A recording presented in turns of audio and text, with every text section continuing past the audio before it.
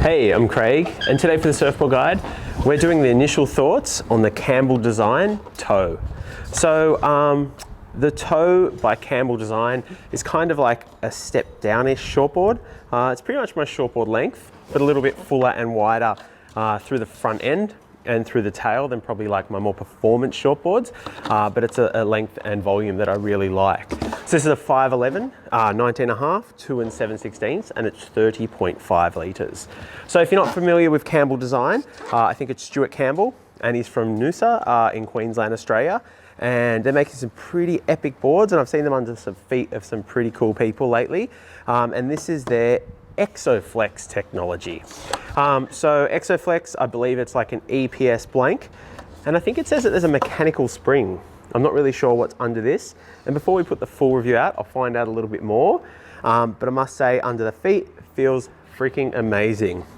I actually saw the other day that Mikey Ciaramella, the world's smallest surfboard reviewer from Stab, has got one as well. So they're going to put out something really cool, which will be great for the Campbell Design brand. And I also saw that everyone's favorite Kelly Slater may have one or two of his boards. Kelly put me a DM on Instagram the other day, but I haven't responded yet. I think he wanted to talk about it, but I'll get back to him a little bit later. So the toe, I've surfed a couple of times.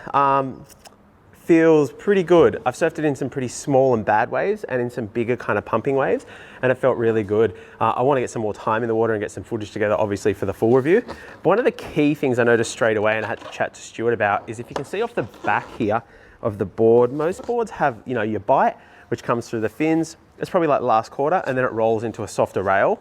What you might see here is on that bottom rail, you got that bite, but on the top rail, you've also got like a pretty sharp, and kind of, you know, normally it rolls over, but it's quite sharp and bitey there. So I thought that was for like a bit more hold to the back end, and it definitely provides a little bit more hold. But Stu from Campbell Design was saying that it's actually like a hydrodynamic feature, and it actually lets water release much more quickly off the back of the board. And the board is lightning fast, so maybe that is working as well. But I did notice through like a few wraps, I'd kind of come off that back bit where you would, and you'd roll over to the front, but it almost felt like this was in the water too. But, you know, 2 or 3 waves getting used to that, and it was completely fine. But yeah, one of the surfs is in some kind of bigger waves in like 4 to 5 foot range, but very full and very fat. But you could do some really fun wraps, and they were long rides. And there were some kind of faces where you could do some highline trims, and it felt really good. The EXO FLEX felt really lively, and the waves were pushing, they're pretty solid. Well, solid for what we surf, I guess, around Sydney. And sometimes the like epoxy technologies can feel like they're kind of at the top end around that head high to overhead range. Still felt really solid. It had that nice liveliness that you normally get with an EPS technology, but it didn't have that like kind of skatiness that you get when waves get a little bit bigger, and they feel like you should be grabbing for something with like a stringer in your more kind of regular constructions.